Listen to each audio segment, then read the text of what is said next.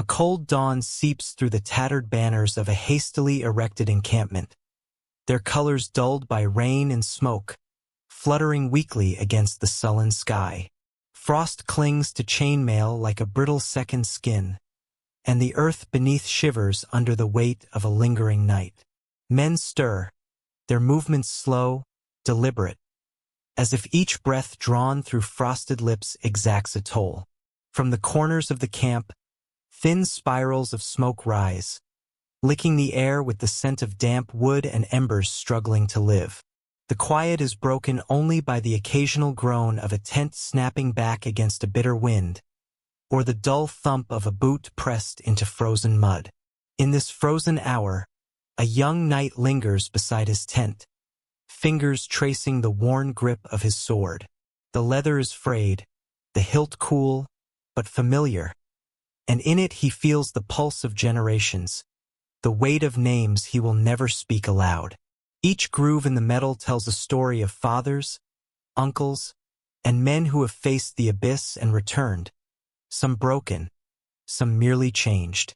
The strap of the gauntlet bites faintly into his wrist, a sting that reminds him of the present, of flesh and blood and bone, before the mind drifts too far into the promise of distant lands. Around him, the tents sag under the burden of yesterday's storm, seems stretched and fabric-soaked. The earth beneath his boots is a patchwork of ice and mud, each footfall announcing his fragile presence to the world. He remembers the stories told in the keep, long fires crackling against stone walls while minstrels sang and old knights recounted campaigns far from home. Jerusalem was a place of gilded stones, of palm-lined streets and sunlight that bathed cathedrals in gold. He can see it still in his mind, though he has never touched it. The promise of holy lands feels both near and impossibly distant, a mirage hovering over the barren expanse before him. In truth, the reality pressed close. Lice in damp cloaks, hunger gnawing at the belly, frostbite creeping along exposed fingers. The world is narrower here, closer to suffering than splendor. Each sensation a reminder that the dream he clings to is fragile, delicate, and perhaps cruelly unattainable. He moves through the camp, boots sinking slightly into the frost-hardened mud. The other men are shadows in the gray light, faces drawn and pale, eyes fixed somewhere beyond the horizon or down at their meager belongings. Whispered prayers rise into the morning, soft as the wind that snakes through the tents. Some call on saints, others on the mercy of kings, some simply on chance. Each voice carries a note of desperation, yet beneath it is a flicker of stubborn hope, the kind that has kept men marching for weeks through blood, hunger, and rain. The knight listens but does not speak. His prayer is inward, held against his chest like a fragile bird, wings pressed close to prevent it from flying away. A falcon arcs across the pale sky, a single sharp shadow against the rising sun. It dives, stoops, and vanishes into the distance with a speed and grace that mocks the human struggle below. The knight watches, silent, and in that flight he feels the gulf between promise and presence. The bird is free, unbound by armor or duty, yet even in its flight there is a harshness, a predator's truth that mirrors the cruelty of the world he inhabits. His heart hammers with the rhythm of fear and longing. Each beat is a reminder. This journey may never grant him the sight he seeks. This path may only lead to exhaustion, despair, or death. And yet he cannot turn back. He bends to adjust his gauntlet, the leather stiff and cold, pressing against raw skin. His fingers linger on the sword's grip again, and in that moment he is neither fully alive nor entirely dead to the world around him. The frost, the smoke, the mud, they are tangible, oppressive, almost sacred in their reminder of life's fragility. Somewhere beneath this fog and frost, the land he craves waits. Unknown, distant, perhaps forever denied, but it exists in the spaces between thoughts, in the pull of his chest when he draws a slow, steady breath. Hope and fear are twin weights upon him, one lifting him toward the horizon, the other pulling him back into the mud and chill. Around the camp, the men begin to stir more fully. A blacksmith's hammer rings hollow against a piece of tempered iron, sparks flying briefly before fading into the gray light. A horse whinnies, nostrils steaming, ears flicking as if sensing the tension in the air. The knight moves among them, silent but present, a shadow brushing past other shadows. He notes the small acts of endurance. A man mending a frayed cloak, another stoking a fire until the smoke curls straight and true. Each act is a quiet defiance of the cold, a refusal to yield entirely to suffering. In these gestures, he finds a kind of communion, a recognition that survival itself is a ritual, a prayer enacted through sweat and perseverance rather than words. Even as he observes, the young knight cannot escape his own inner dialogue. He recalls the faces of men who fell along the way, bodies buried hastily in the mud, their lives distilled into a name, a memory, and a small pile of dirt. Their absence presses against him, a subtle, constant ache beneath the skin.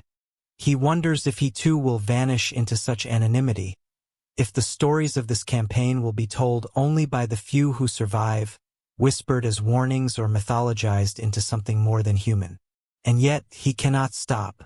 To turn back would be to surrender not only the journey but the honor he has pledged to uphold, the legacy of those whose blood courses in his veins. A distant drumbeat begins, muffled at first, then insistent, echoing through the fog as if calling the living to witness the unseen. The knight lifts his gaze to the horizon, where the first light of dawn fractures through the gray, thin and uncertain. He imagines the land beyond, a city of stone, a place of heat and sun, the smell of spices and incense mingling in the streets.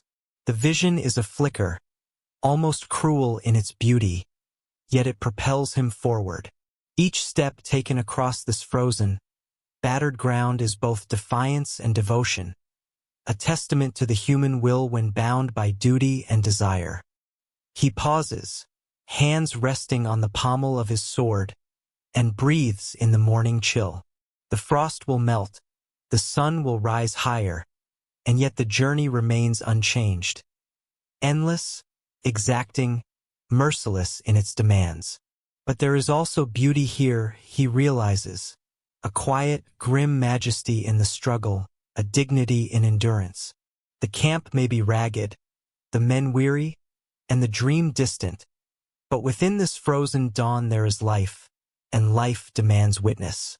As the wind stirs the banners again, fraying them further, the knight straightens, a resolve coiling within him like steel. The falcon, a shadow now fading into the distance, leaves an imprint upon his vision, a reminder that even in a world of mud and frost, of hunger and fear, there is flight, there is purpose. Somewhere beyond the fog, the land waits, and though each step may carry him closer to the unknown, he will walk it, bearing hope and fear alike as twin companions across the frozen ground. The camp exhales with the morning, a low murmur of survival, and the night turns inward, carrying the weight of unseen lands in a chest caged by desire and dread. Somewhere beneath the frost and fog, the promise endures. He steps forward, uncertain, yet undeterred, as the world awakens around him and the journey stretches endlessly, relentlessly toward the horizon that waits, always waiting, just beyond reach. The ship rocks gently in the harbor, its hull creaking and sighing like an old man burdened by memory. The autumn tide presses against the timbers, swollen and restless, whispering of currents unseen. Rain has left the sails heavy, hanging like wet linen from the masts, drooping under the weight of seasons past. On deck, the crew moves in sluggish, dreamlike rhythms, faces pale, eyes hollow, lips cracked from fever and salt. Each man bears the quiet burden of unspoken fears, the invisible tally of months spent chasing a horizon that refuses to bend. One kneels on the rough planks, his hands pressing deep into the wood as though seeking a confession from the vessel itself. He whispers prayers to saints he barely remembers, names half-formed on his tongue, cities that exist only in the ache of longing. The brine clings to his hair, slick with rainwater and toil, while the metallic tang of iron cuts through the damp, mingling with the sour sweat of bodies pressed together in shared confinement. It is the perfume of labor and desire, of men bound to the sea and to one another by chains invisible but unbreakable. Lanterns swing on damp ropes, their flames trembling, small and defiant against the fog that swallows everything beyond a few yards. Shadows stretch across the deck, twisting into grotesque shapes that seem alive, mocking, whispering secrets the men cannot hear. Each bell rung on the quay vibrates through his chest like a drum of doom and benediction combined, a rhythm that measures both the emptiness of waiting and the futility of motion. The harbor itself seems to breathe in sync with the ship, inhaling hope and exhaling despair. A world suspended between what has been lost and what is yet unreachable. He lifts his gaze to the horizon, seeking solace in the gray expanse where sky and sea conspire to erase every measure of distance. But there is no comfort there, only a relentless sameness, a flat monotony broken only by the occasional gull that dares to pierce the gray with white wings. For a moment, one dips toward the water and rises again, fearless, unbound. A mocking emblem of freedom denied to men weighed down by oaths, orders, and the stubborn persistence of duty. He bows his head, letting the wind scrape at the corners of his mind, a cold clarity that leaves him both empty and unburdened. The deck beneath him thrums with memory, the slap of waves against the hull on a darker, storm-driven night, the laughter of sailors long gone, carried off by disease or despair, the sharp crack of timbers under strain, a warning that the sea, indifferent and eternal, is never to be trusted. He thinks of the land, a promised haven forever just beyond reach, sacred and impossible, held hostage by chance and tide. His fingers linger on the wet wood, tracing its grooves as if reading the secret history of the vessel, the voyages it has borne, the men it has swallowed. Voices rise then fall, fragmented and hesitant, weaving among the ropes and lantern light. One man coughs, a dry rasp that echoes like a bell toll, and another mutters a name that no one can place, yet all acknowledge with a ghost of a nod. This is their communion's silence punctuated by the minimal sound that remains. The slap of water, the distant cry of gulls, the wet rope snapping against a mast. Every sound carries weight, every movement becomes a ritual, a testament to endurance in a world that has not promised mercy. Above, clouds hang like torn sails in the heavens, gray and trembling, threatening rain that will only add to the weight of the soaked canvas. The wind sweeps across the deck, biting, a relentless auditor of the heart's secret confessions. The kneeling man raises his eyes, daring to look at the open water, and in that gray infinity, he sees not his destination, but the ghost of what he has left behind. A home, a family, a future he cannot reach. And yet, in this vision, there is a pulse, a stubborn insistence that the journey itself holds a kind of sacred truth. Pain and longing tempered by the rhythm of oars, the cry of gulls, the whisper of saints half remembered. A rope slips from a sailor's hand, thudding against the deck, and it is a sound both banal and jarring, grounding the dreamlike motion in reality. Each man braces against it, shifts his weight, becomes a part of the ship's slow, grinding heartbeat. They are living instruments of a rhythm older than their memories, older than the cities whose names are murmured like prayers in the cold air. The harbor itself seems to lean toward them, water lapping at the sides, waiting, patient and eternal, carrying the weight of countless voyages that began and ended in silence. He rises slowly, knees stiff, lungs aching from the damp cold. Lantern light dances across his face, illuminating the lines etched by suffering and hope alike. In the sway of the deck, he sees the faces of those around him, etched in the same grim resilience. There is a unity here, fragile but real, forged in shared hunger, fear, and the unspoken acknowledgement that each will only survive as part of the whole. The gull circles overhead again, white against the gray, a silent herald of what is possible if the world were not bound by tides and duty, if men could rise as freely as birds. The bell tolls once more, low and resonant, and it is both a farewell and a beginning, an echo that binds the men to the harbor and yet urges them toward what waits beyond it. He leans against the rail, letting the salt wind strip the fog from his mind, the monotony from his vision, and for a brief moment, there is nothing but the horizon, the gull, and the knowledge that he must continue. The land he seeks is somewhere beyond this gray vastness, sacred in its inaccessibility, a promise held hostage by chance and circumstance. He exhales, a slow, deliberate surrender to the journey, and steps forward, each footfall a quiet rebellion against the weight of inevitability. The ship rocks once more, gently, insistently, carrying its passengers through a world that neither waits nor forgives.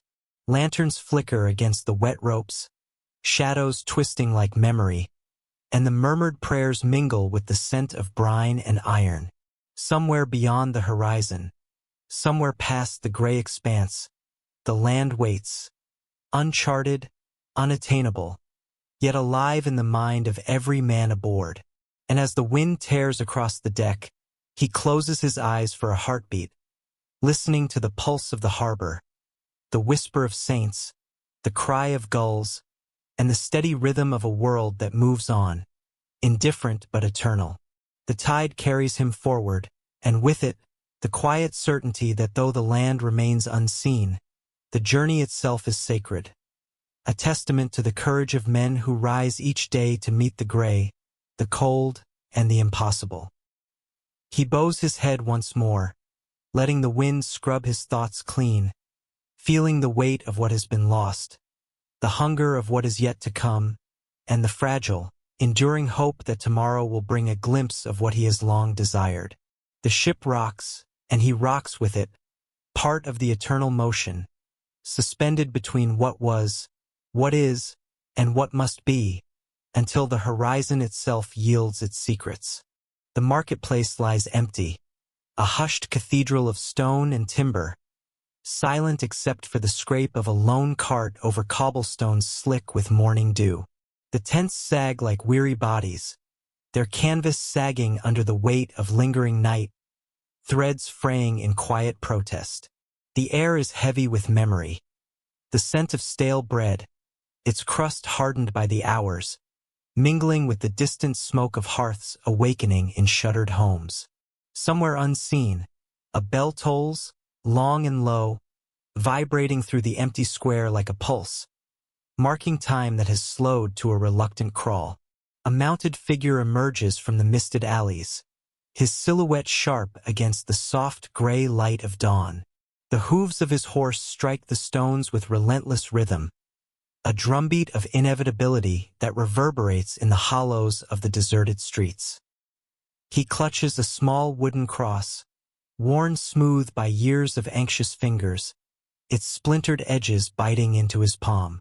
Each splinter feels like a memory of promises made and broken, of prayers whispered and unanswered, a tactile echo of devotion frayed at the edges. The cross is his anchor, yet it does not tether him from the uncertainty ahead. Around him, the city wears the stillness of forgotten dreams. Half-collapsed roofs lean like tired old men, their beams groaning under invisible burdens. Shuttered windows stare blankly at the world, their glass opaque with dust and neglect. The marketplace itself, once alive with bartering cries and the pungent tang of spices, now seems to hold its breath, waiting, paused in a liminal moment between night and day. Every step, every hoofbeat, stirs the ghosts of lives paused. Children with bare feet running between stalls, merchants shouting their wares, lovers exchanging fleeting glances beneath awnings streaked with sun and shadow. He cannot see them, but he feels their absence like a hollow ache in his chest. The wind moves through the empty square, carrying whispers of home. He imagines the soft laughter of a sister, ringing through corridors that no longer exist. The quiet authority of a father, measured and exacting, shaping the boy he once was. He tastes the smoke of pine-smoked logs mingled with the sweetness of roasting meat, and these phantom senses gnaw at him, sharp and intimate, drawing him into a past he cannot reclaim.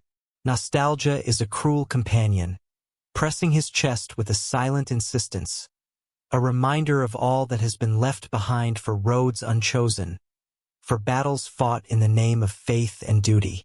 Passing a ruined fountain, its basin cracked and moss-streaked, water trickling faintly over broken stone, he lets his mind drift.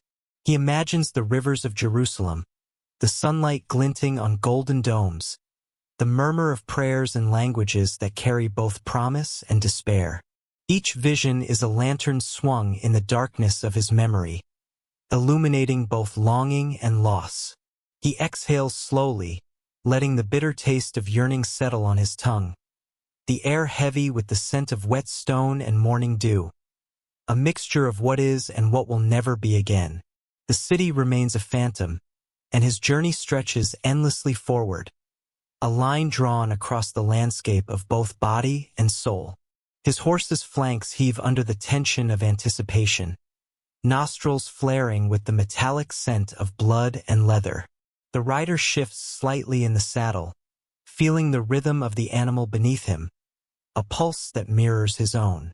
The cross in his hand is both burden and solace, a reminder that faith is not comfort but confrontation. The relentless confrontation with one's own fears, one's own sins, the shadows of men and angels alike. In its splintered wood he finds both the pain of memory and the clarity of purpose, a paradox held in calloused fingers. Beyond the square, narrow streets twist into the skeletal remains of a once vibrant town. Chimneys lean like crooked fingers against the gray sky, and the wind whistles through cracks and gaps, carrying with it the muted lament of the forgotten. Here, history is tactile. The rough-hewn beams, the uneven stones, the smell of damp clay. Every surface bears witness to endurance and decay alike, telling stories the eye cannot see but the soul cannot ignore. He moves among these relics as a pilgrim among tombs, tracing invisible lines between the present and the past, between desire and despair. The sunlight shifts slowly, glancing off rooftops and igniting stray fragments of glass, glinting like the eyes of silent witnesses. Shadows pool and stretch across the streets, deepening the contrast between light and darkness, presence and absence. In these shadows, he senses the countless lives that once converged here. Lovers hiding beneath awnings, children chasing cats through alleys, merchants laughing over spilled grain. Each echo is a testament to survival, to fleeting joy, to the relentless passage of time. And yet, in the stillness, there is a strange grace, a quiet acknowledgement that he carries all this within him, that memory itself can be both a sanctuary and a crucible. He pauses at the edge of a bridge, the river below sluggish and dark, reflecting clouds that move like restless spirits. His fingers tighten around the cross, knuckles whitening, and he whispers a prayer not for safety, not for victory, but for endurance. Endurance of the heart, of the soul, of the fragile thread of humanity that persists even when the world itself seems to crumble. The river murmurs an answer, a low, unbroken hum, and he allows himself a moment to feel the pulse of existence, to acknowledge that he is part of a story greater than himself, a story of blood, of faith, of longing that stretches beyond stone and sand, beyond time itself. Ahead, the streets bend and twist into uncertainty, the city dissolving into mist and imagination.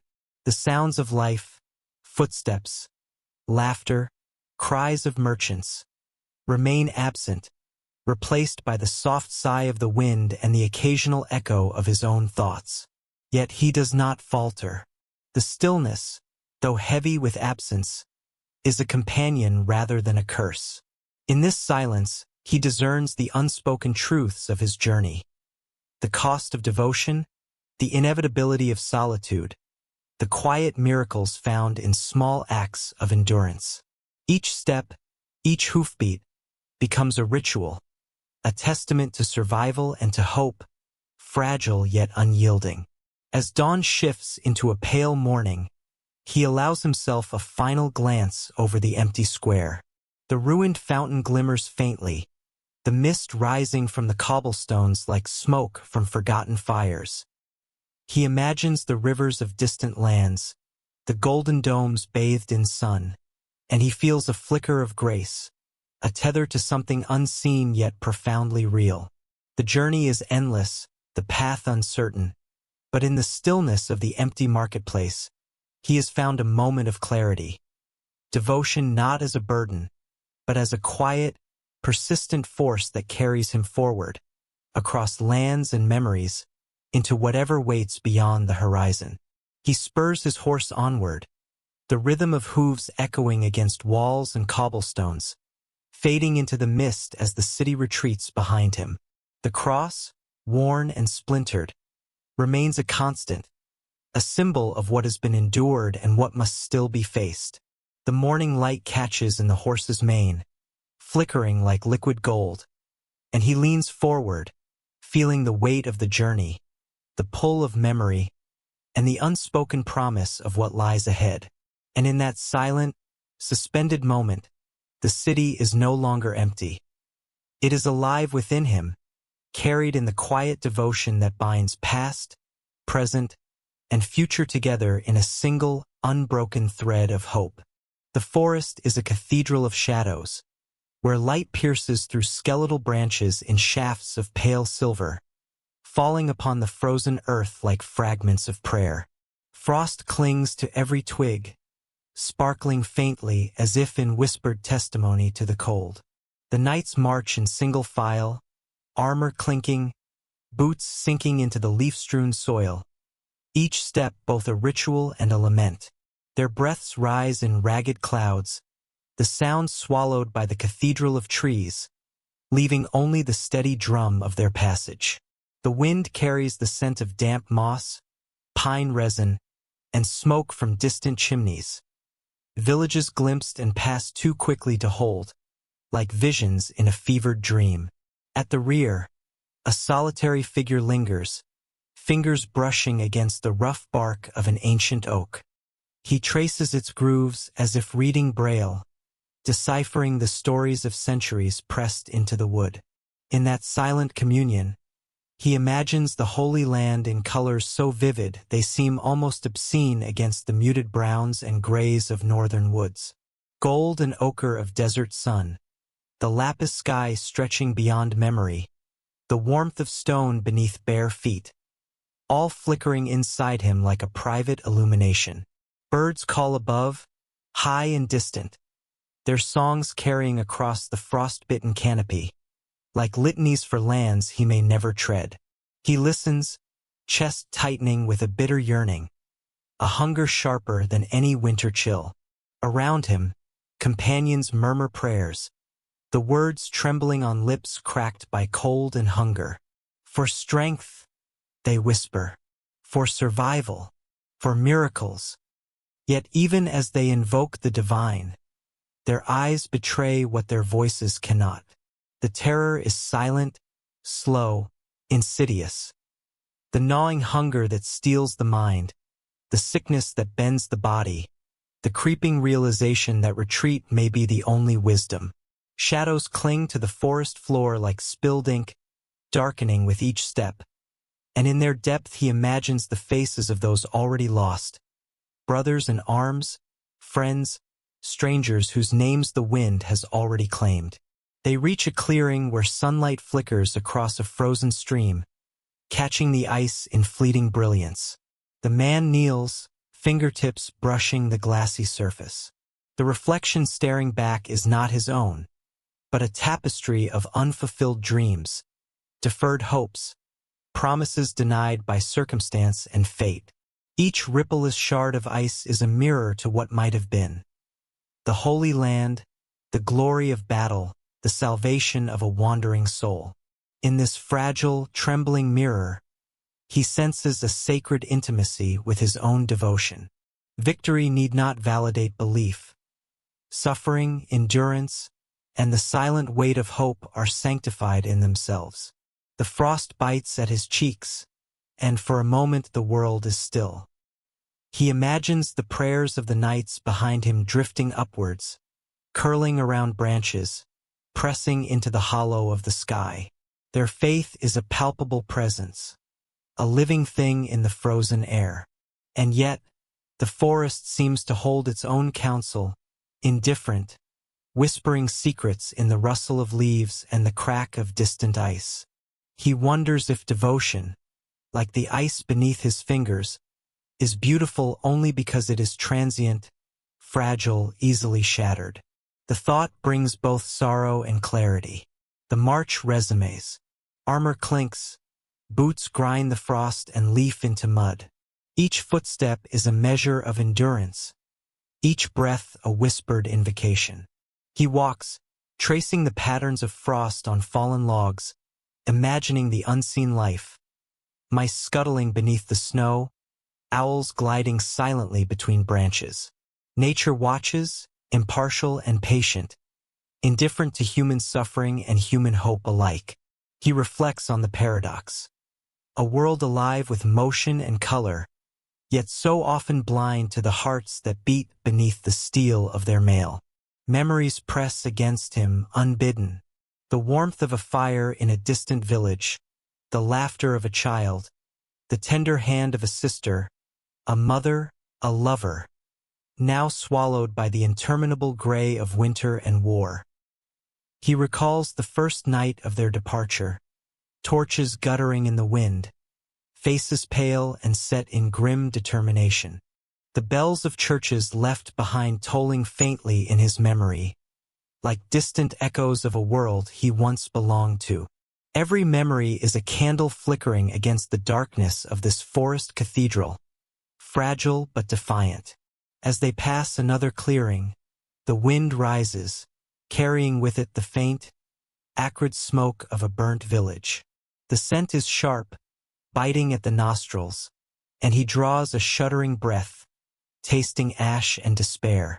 Somewhere deeper in the woods, a stag cries, its voice raw and piercing, a lament that mirrors the night's own silent anguish. The man imagines the Holy Land again, this time not as a place of radiant colors but as a crucible of trial, fire and blood, suffering endured for faith, and questions whether devotion is measured by survival or by sacrifice. His fingers brush the hilt of his sword, not for battle, but for the weight of presence it offers, a talisman against the creeping shadows of doubt. Night falls unevenly, the light stolen quickly by the dense canopy. Frost becomes silvered blackness, and shadows merge into one another. The forest is no longer a sanctuary but a labyrinth of whispered threats. The man pauses, listening, heart drumming in his chest, the chill gnawing into his bones. Somewhere, a branch snaps, an animal, or perhaps a sign that destiny itself moves unseen, patient and impartial. His companion's prayers become softer, more desperate, blending into the sigh of the wind. The air tastes of iron and smoke, anticipation and fear, and he realizes that the forest is both adversary and confessor, offering judgment as much as shelter. He kneels again by a small pool of meltwater, the moonlight tracing the ripples. In the mirrored surface, He sees not a warrior or a pilgrim, but a witness to suffering and endurance, a vessel for the silent prayers of countless souls. In this reflection, he glimpses a truth harsher than defeat. Devotion, unadorned by triumph, is its own altar.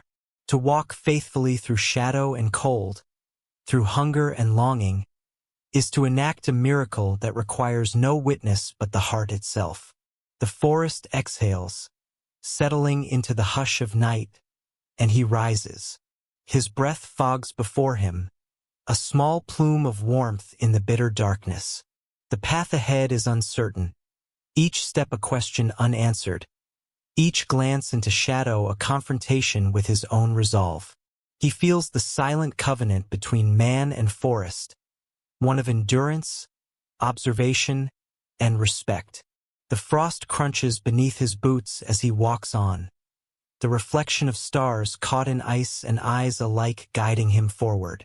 Somewhere beyond the trees, a faint light flickers.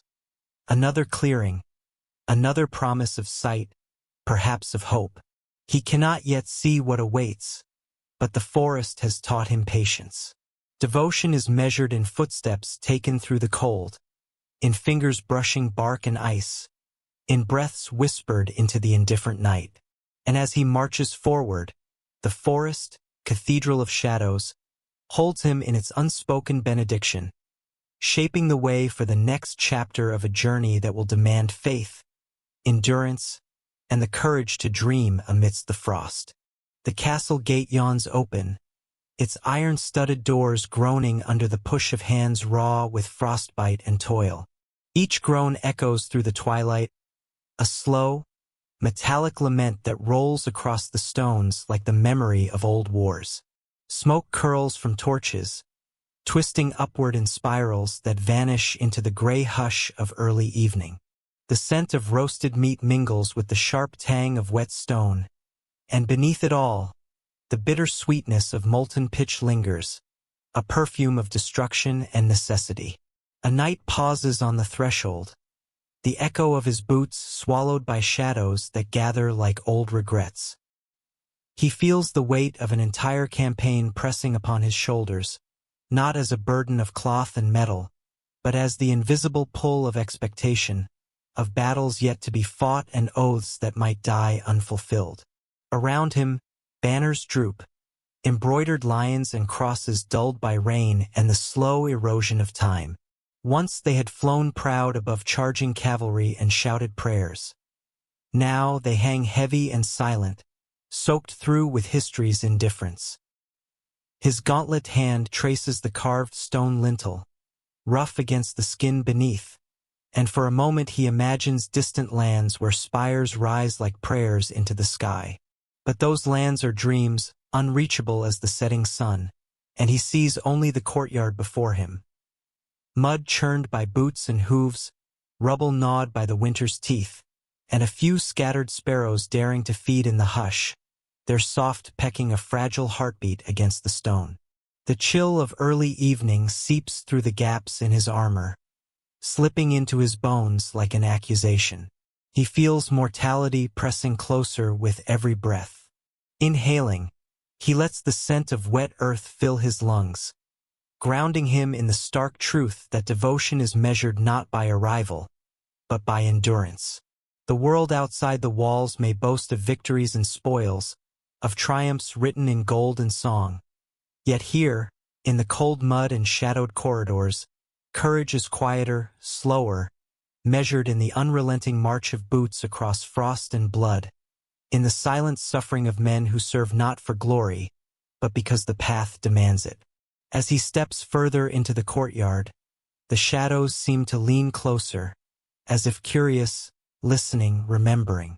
They honor the silent march of those whose journeys end in exile rather than triumph. His mind drifts to companions long lost, friends swallowed by sickness, by the sword, by the unforgiving march of fate. Their faces flicker in the torchlight, eyes wide with fear, lips murmuring prayers he cannot hear, hands clutching hilts until nails break and palms bleed. And yet, in this silence, There is a testament to human stubbornness, to the refusal to yield even when the odds have turned to ash. The stones beneath his boots are slick with rain, slick with memory. Each step echoes a rhythm older than the castle itself, a pulse of endurance and decay intertwined. Here, a hearth still smolders. There, the remnants of a siege lie abandoned. Broken helmets glint with the last shreds of sunlight. Discarded shields lean against walls like tired sentinels. The air is thick with stories, though no tongue speaks them aloud. Every crack in the stone, every splintered door, every warped beam whispers of battles fought in fear, in hope, in despair. The knight inhales again, and in that breath, he tastes the resolve of centuries. The courage that does not demand recognition, the loyalty that does not bend to circumstance, the quiet honor that persists even when victory is denied. A raven lifts from the battlements, wings slicing the cold air, its cry a sharp punctuation against the wind. The knight watches it for a heartbeat, imagining it carrying the souls of the departed to the far horizon, a silent witness to the lives that flickered and faded in the service of causes larger than themselves. He remembers the sermons of distant preachers, the promises of holy conquest, and he feels both the weight and futility of faith, the ache of devotion when it is tested against the relentless grind of reality. Yet even in that bitter awareness, he senses a strange dignity, a recognition that the soul of a soldier, of a pilgrim, of a man willing to endure, is measured not in trophies or lands seized, but in the willingness to face the dawn and the dusk with steadfast resolve. Torches line the walls now, their flames trembling against the night, casting light that stretches long shadows across the courtyard. He pauses, listening to the subtle symphony of the castle's quiet life. The drip of water from the ramparts, the whisper of wind through the battlements, the low murmur of a guard in the distance, and beneath all, the soft, almost imperceptible heartbeat of the stone itself. It is as if the castle remembers every footfall, every scream, every whisper of hope and despair, and keeps them locked within its walls for eternity. The knight feels it pressing against him, a living memory that clings to his skin, urging him forward yet warning him of the fragility of all human endeavor. He moves deeper into the courtyard, past the remnants of siege engines, past puddles reflecting a sky that has forgotten the sun, and into the shadowed heart of the keep. Each step is a prayer, each breath a meditation on loyalty and loss. The firelight flickers against the walls, revealing glimpses of murals worn by time. Knights in frozen battle, kings in eternal councils, saints reaching toward heaven with hands stretched in quiet supplication. Their eyes seem to follow him, not with judgment, but with the acknowledgement of struggle shared across generations. And as he ascends the stair to the inner hall, the weight of the past merges with the present. The courtyard behind him becomes a memory, a prelude to the scenes yet to unfold. Beyond the doorways lie chambers filled with strategies, with whispered conspiracies, with dreams of conquest that may never see the light of day. Yet within him, the pulse of endurance beats steady, a rhythm that will carry him through the trials yet to come. The castle, stoic and unyielding, becomes both witness and accomplice to his journey. A reminder that courage is as much about the silent continuance as it is about victory. In the quiet of the hall, he pauses, listening one last time to the whispers of the stones, the shadows leaning closer, honoring the uncelebrated, the fallen, the steadfast. And as he closes his eyes, imagining distant lands and spires rising like prayers, he understands at last that the essence of devotion is not the applause of men, but the endurance of spirit. Outside, the wind carries the faint rustle of sparrows, a small promise that life persists even amidst ruin, that hope can linger even in the coldest stone. And in that realization, he takes the next step into the story still unfolding, into the march of men and memory that will stretch beyond the gates of this place, beyond the walls, into the silence that waits for all who endure. The dawn over the encampment drifts like a muted hymn, pale gold spilling over tents sagging under frost, over mud crusted like old wounds. Smoke rises from scattered fires, curling upward in erratic spirals, smelling of pine needles scorched and the bitter tang of frozen earth. Horses shift, their hooves crunching against ice-thickened soil, and the men huddle closer into their stiffened cloaks, shoulders hunched against the merciless breath of morning. Breath plumes into the chill, a fragile veil against the world's indifference. A standard-bearer kneels by a battered post, hands shaking in the cold, fingers splitting at the nails as he adjusts the tattered banner. The threads whisper, tearing with faint reluctance beneath his touch. A small, human lament in a land too vast and too indifferent to grief. He closes his eyes for a moment, imagining the sun-drenched deserts of the Holy Land, the marketplaces alive with the scent of cinnamon and frankincense, the glimmer of golden domes and tiles catching the heat of day. Yet here there is only mud and stone, frost and the hollow echo of distant bells. The chapel bell tolls, its deep resonance trembling through the camp like a heartbeat.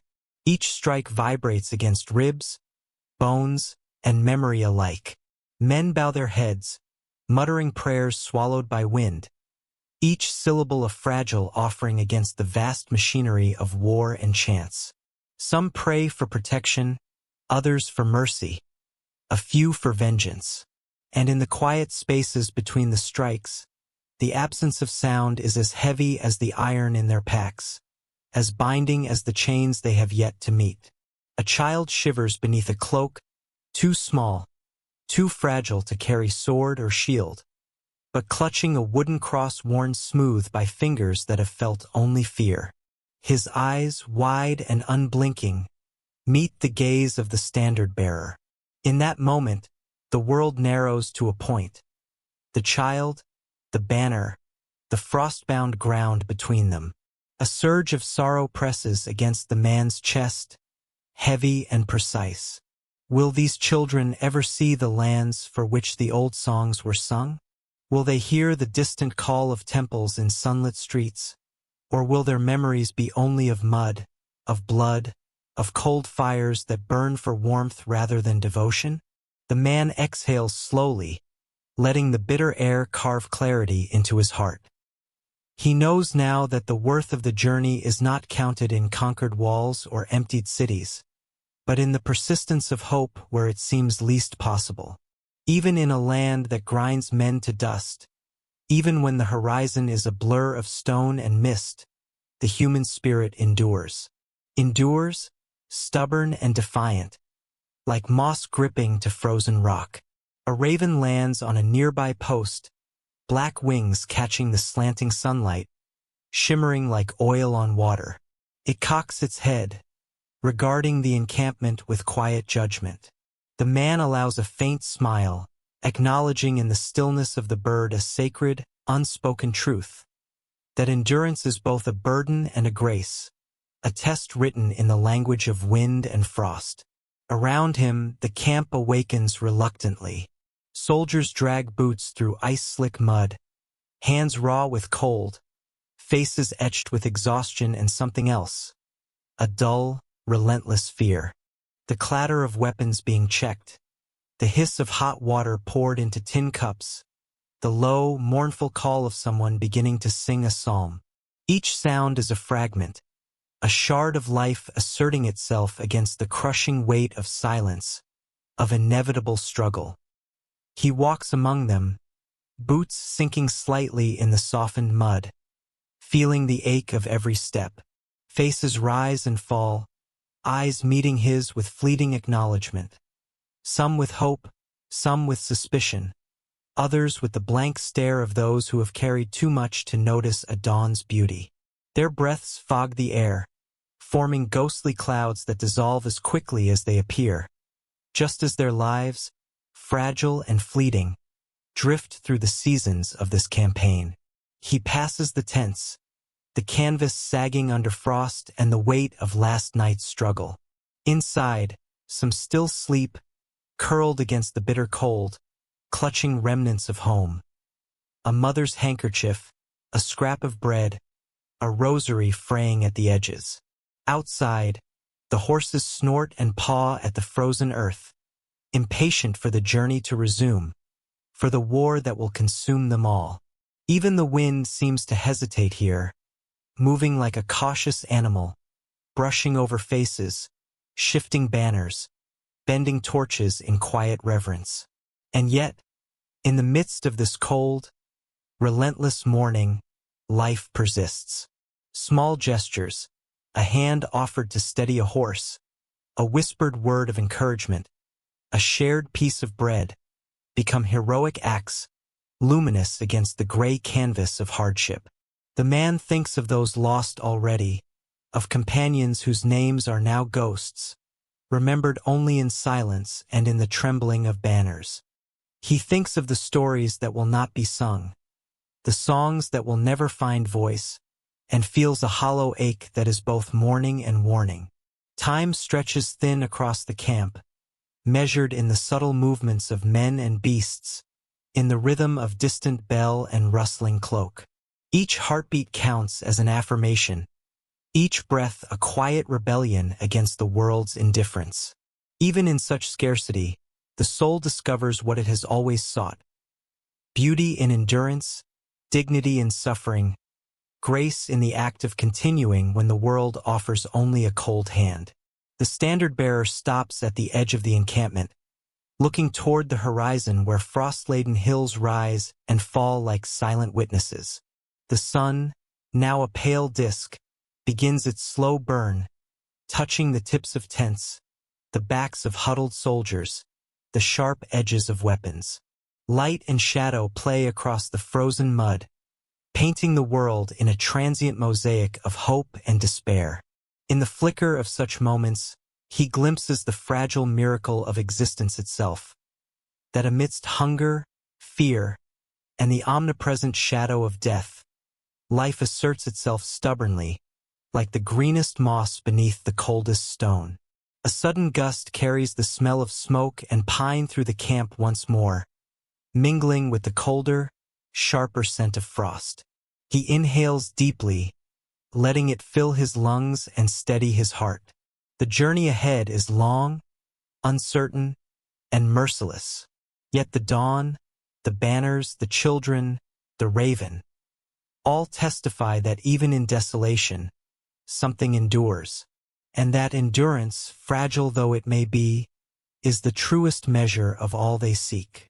As he turns to rejoin the soldiers, the bell tolls again, slower now, deliberate. Each echo carries a question, a weight, a summons. What will they become? What will survive in the stories they carry, in the lands they may never see? And in that lingering, sacred pause, the camp breathes collectively, readying itself for the day's march into history, into legend, into the unknown.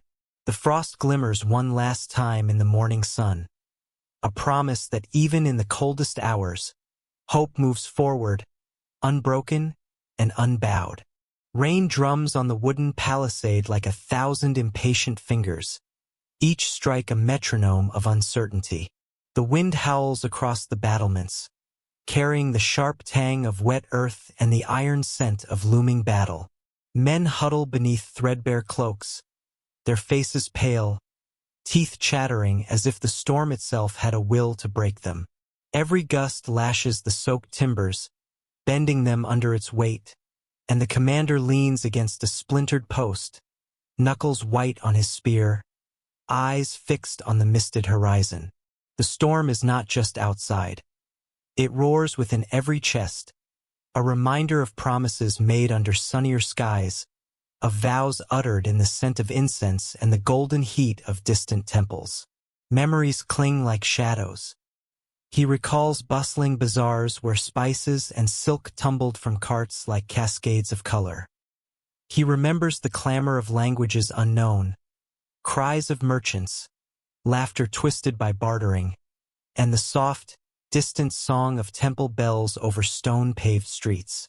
And yet, here, in the relentless drum of rain on rotting wood, those distant wonders feel like another life, another self, almost unreachable. The men shift uneasily beside him, damp hair plastered to their foreheads, mud squelching between their toes. Their eyes, wide and hollow, flicker like firelight in darkness, searching for meaning in the storm, for a sign that the world still bends to justice, or at least to mercy. A cat slinks through puddles near the barracks, oblivious to the misery around it. Its fur is matted, water dripping from whiskers like molten silver, but its green eyes glint with defiance, unbowed by the elements. The commander's gaze follows it, almost envying its freedom. Even in a life bound by duty and oath, even in a life stitched together with names of saints and prayers never delivered, there exists a rhythm, a pulse of defiance, small but undeniable. His hands tremble as he adjusts the spear, remembering faces long gone, promises unkept, the weight of each vow pressing upon his chest as if carved from stone. Thunder rumbles across the gray horizon, a deep, echoing growl that seems to shake the very bones of the fort. He lifts a hand to the sky, feeling the cold, unyielding justice of the world that allows no shortcuts to glory, no reprieves for the weary. The heavens seem indifferent to ambition, to courage, to loyalty. And yet, in the same moment, he senses the fragile persistence of hope, the quiet resilience of those who have chosen to stand in the mud, who have not fled despite fear or hunger. He watches a rat scuttle across the floorboards, a small, tenacious life in the shadow of greater darkness, and he wonders if courage is not so much a choice as it is a stubborn refusal to surrender. Inside the barracks, a single candle flickers, its light dancing across damp faces and rough-hewn walls. Shadows twist and writhe like spirits released by the storm. The men sit in silence, huddled over whatever scraps of warmth they can claim, listening to the rain as if it were a prophet speaking truths too harsh for the ears of kings. The commander bows his head, offering a silent benediction to lands they may never see, to saints who may never hear their prayers.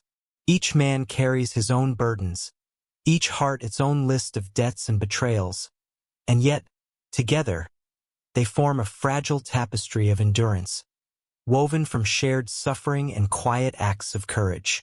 He remembers a promise once spoken at a distant mountain temple, where the air was thin and sharp, and the sun painted the stones with gold. A vow to protect, to endure, to see through tasks given by men whose ambitions stretched beyond the horizon. Those vows now feel both weightless and infinite, resting on shoulders that ache from cold and wet. The memory of sunlight on stone, of warmth on his face, feels like a story told to someone else, a story of hope he must carry alone. Yet even in the damp despair, he finds the pulse of that memory still beating, a reminder that even untraveled roads witness loyalty, courage, and the quiet miracles of survival. Outside, the rain falls in endless sheets, each drop a tiny hammer against the fortress of their lives. The mud beneath their feet swallows shoes, splashes onto knees, and coats hands in a slick, brown grit that seems impossible to scrub away. And still, they move, shivering and cursing, repairing palisades, gathering firewood, sharing meager rations. Every small action becomes heroic under the hammering rain. Every shared glance, every quiet nod, becomes a promise of unity, an acknowledgement that life persists even when the world seems determined to break it. The commander watches, and in the pattern of struggle, he perceives a hidden grace, as if the storm itself is a crucible, purifying the metal of men and testing the endurance of faith. A distant horn sounds, muffled by the downpour, a warning or perhaps a summons, but its meaning is swallowed by the storm. The commander tightens his grip on the spear, feeling the damp would seep into his palms, each drop a whisper from the past, from battles fought and lost, from kingdoms left unclaimed. And then, in the brief silence between thunderclaps, he hears it, the soft, almost imperceptible breathing of his men, the careful shuffle of feet in mud, the heartbeat of survival itself. These sounds, fragile as a candle flame, become hymns of persistence, testaments to human stubbornness against the cruelty of fate. Inside, the candle continues to flicker, defiant against the consuming darkness. Shadows stretch and bend, forming shapes both familiar and strange. A warrior kneeling, a child lost to hunger, a distant city burning in memory. The commander's eyes close briefly, imagining the faces of those he swore to protect, the lands he pledged to serve. He whispers names into the wind, silent prayers carried away in the rhythm of rain.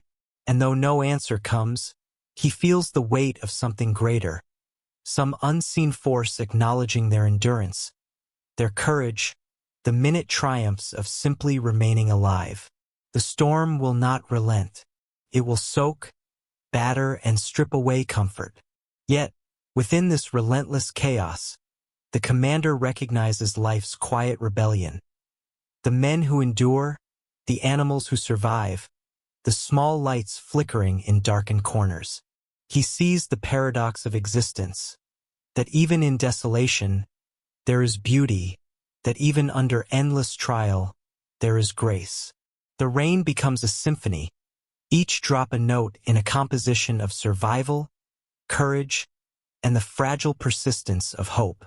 And as the first gray light of dawn threatens the horizon, brushing pale fingers across the clouds, the commander lowers his hand from the sky. He sees the puddles reflecting a fractured world, sees his men huddled together, alive, despite everything. A single candle guttering in the barracks, the cat's matted fur glistening with rain, the rat still scurrying, all fragments of a stubborn, enduring truth, that to endure is itself a form of grace. The storm will pass, battles will come and go, promises will be broken and remade. But in this moment, in the rhythm of rain and the resilience of those who face it, the world is both harsh and tender, cruel and merciful, and life continues, relentless and beautiful. And so, the commander bows his head once more, offering a benediction not to the heavens, nor to the saints, but to the unseen lands that call their names. Somewhere beyond the storm, beyond the mountains and forests they have yet to tread, lies a horizon worth reaching. For now they endure. For now they remain. And in that endurance, the story continues. Unbroken, unyielding, alive.